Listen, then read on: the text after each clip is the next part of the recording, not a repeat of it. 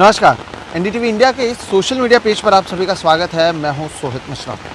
आज हम खबर कर रहे हैं, जिस खबर पर हम बात कर रहे हैं वो बिल्किस बानो की खबर है। गुजरात दंगे के बारे में जिन सभी को पता है उनको बिल्किस बानो के बारे में पता होगा कि किस तरह से उस समय ये मामला काफ़ी बड़ा हुआ था और किस तरह से कई चीज़ें सामने आई थी। आज इस पर खबर इसलिए कर रहे हैं क्योंकि इस मामले में कुल जो 11 आरोपी थे उन्हें जेल से छोड़ दिया गया है। आज इस खबर में इसी पर बात करेंगे और आपको बताएंगे कि ये पूरा मामला क्या था और जो छोड़ा गया है उसे लेकर क्या कुछ हुआ है। सबसे पहले आपको बताते हैं बिल्किस बानो का पूरा मामला क्या है। गुजरात 2002 दंगे की बात करते हैं। जब गुजरात में 2002 में दंगा हुआ था, उसकी अगर पहले बात करें तो बिल्किस बानो 2002 में फरवरी 28, 2002 में साबरमती एक्सप्रेस में जो पूरा मामला हुआ था, जो उसमें हमने हिंसा देखी थी, उसके बाद कई जगहों पर घरों को जलाया जा रहा था। जो मुस्लिम घर थे खास तौर पर उसे टारगेट किया गया था, कई सारी लूट की गई थी। बिल्किस बानो उस समय 5 महीने की प्रेग्नेंट थी और गर्भवती थी। वो दाहोद डिस्ट्रिक्ट के जो दाहोद ज़िला है उसके राधिकपुर गांव में रहती थी। जब इस तरह से हिंसा होने लगी और घरों को लूटे जाने लगा, ईद के समय घर जलाए जाने लगे, तो वो अपने घर से उनके साथ करीबन 15-16 लोग वो भागे थे और जो मुसलमान परिवार थे सभी मुस्लिम समुदाय से आते थे और वो सभी वहाँ से भागे। और 3 मार्च 2002 की बात है, जब वो छापरवाड़ा गांव पहुँचे थे, वहाँ पर वो रुके हुए थे। जो चार्जशीट दाखिल की गई थी बाद में इस पूरे मामले में, उसमें ये कहा गया कि 20 से 30 लोग, जिसमें ये जो 11 आरोपी थे जिन्हें छोड़ा गया है अभी, वो शामिल हैं इन लोगों में, वो उस जगह पर पहुँचे तलवार के साथ, लकड़ी के साथ और कई सारी चीज़ों के साथ, और बिल्किस और उनके परिवार पर उन्होंने हमला किया। बिल्किस बानो और उनके साथ 4 महिलाएं थीं जिनके साथ बलात्कार किया गया। मैंने आपको पहले बताया कि उस समय बिल्किस बानो 5 महीने की गर्भवती थी। उसमें उनकी माँ शामिल थी जिनके साथ बलात्कार किया गया। ये कुल मिलाकर 17 मेंबर लोग थे जो उस समय वहाँ पर मौजूद थे और उनमें से 8 लोगों के शव मिले और 6 लोग ऐसे हैं जिनके बारे में कोई जानकारी नहीं मिल पाई।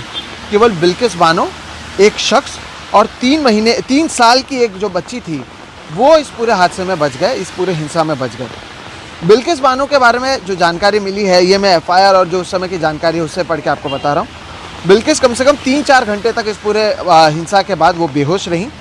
जब उन्हें होश आया तब वो वहीं पर आसपास में जो आदिवासी महिलाएँ थीं उनसे उन्होंने कपड़े लिए और उसके बाद वो एक होमगार्ड को मिले जो उन्हें लिमखेड़ा पुलिस स्टेशन ले गए।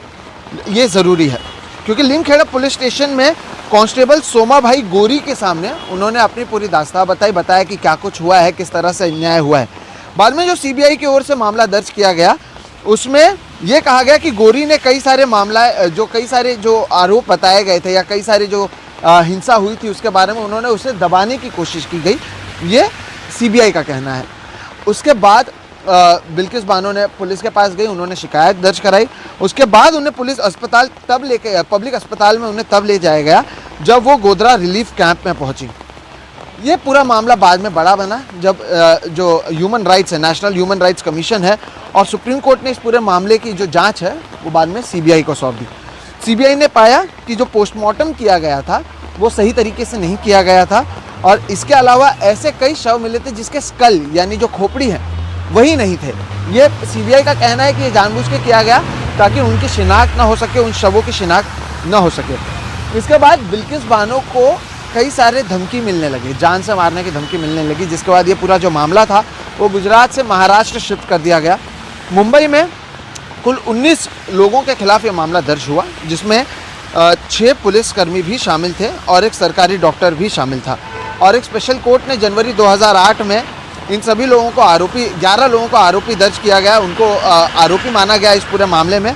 और इन 11 लोगों को कंस्पायरिंग टू रेप, एक बलात्कार करने के लिए, गर्भवती महिला के साथ बलात्कार करने के लिए, मर्डर करने के लिए और अनलॉफुल असेंबली के मामला के तहत उन पर सज़ा दी गई। उन सभी लोगों को एक हेड कांस्टेबल जो था उन्हें गलत जो जानकारी सेव की गई उसके तहत गिरफ्तार किया गया था।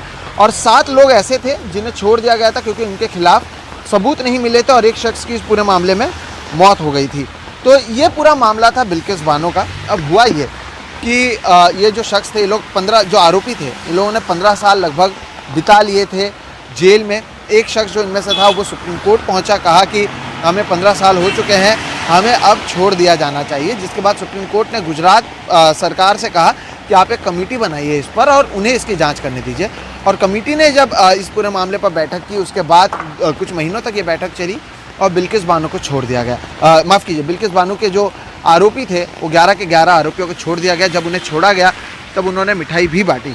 ये हम क्यों बात कर रहे हैं? 15 अगस्त के दिन प्रधानमंत्री नरेंद्र मोदी ने आज़ादी का अमृत महोत्सव मनाया, कई सारी चीज़ें कही गई और उस दिन एक ऐसा जो ये पूरा मामला था, जो गुजरात दंगे में किस तरह के हालात थे जिसको बयां करता है, जिसमें पुलिस ने किस तरह से धांधली की थी, उसके बारे में जानकारी मिलती है। जब सीबीआई ने इस पूरे मामले को उठाया था, जिसमें एक गर्भवती महिला, 5 महीना गर्भवती जो महिला थी, उनके साथ बलात्कार किया गया, उनके परिवार के लोगों को मारा गया, उन्हें जान की धमकी दी गई, जिसके बाद ये पूरा मामला गुजरात से महाराष्ट्र शिफ्ट किया गया, उनके आरोपियों को छोड़ दिया गया है। ये इसकी टाइमिंग को लेकर अब सवाल उठ रहे हैं। इसी साल दिसंबर महीने में गुजरात में चुनाव होने वाले हैं और उससे ठीक पहले इन आरोपी जो थे, जो 15 साल से जेल में थे, उन्हें छोड़ दिया गया है। वो मिठाई बांटते हुए भी उनकी तस्वीरें सामने आई हैं, जिसके बाद अब सवाल उठने लगे हैं कि आखिर ये क्या किया गया और क्यों किया गया। अब ये भी कहा जा रहा है कि इसे लेकर शायद अपील भी किया जाए। कई नेताओं ने, जिसमें असदुद्दीन ओवैसी शामिल हैं, उन्होंने सवाल भी उठाए हैं। लेकिन जो बिल्किस बानो और उनका जो परिवार है, क्या उन्हें इंसाफ मिला है? ये लोग 15 साल जेल में ज़रूर रहे, लेकिन अब इन्हें 15 अगस्त के दिन, जब ये देश आज़ादी का अमृत महोत्सव मना रहा था, तब छोड़ दिया गया।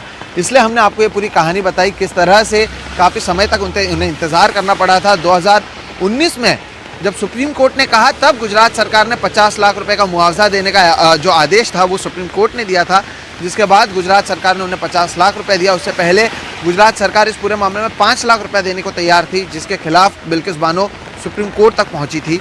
तो ये एक ऐसा मामला था जिसके वजह से 2002 जो दंगा था और जिस तरह से चीज़ें हुई थी, उसकी जानकारी मिलती है कि किस तरह से एक पूरे समुदाय को टारगेट किया गया था। गर्भवती महिलाओं को के साथ बलात्कार हुआ था, कई लोगों को मार दिया गया था। लेकिन अब 2022 में जब देश आज़ादी का अमृत महोत्सव मना रहा है, जो 11 आरोपी थे वो जेल से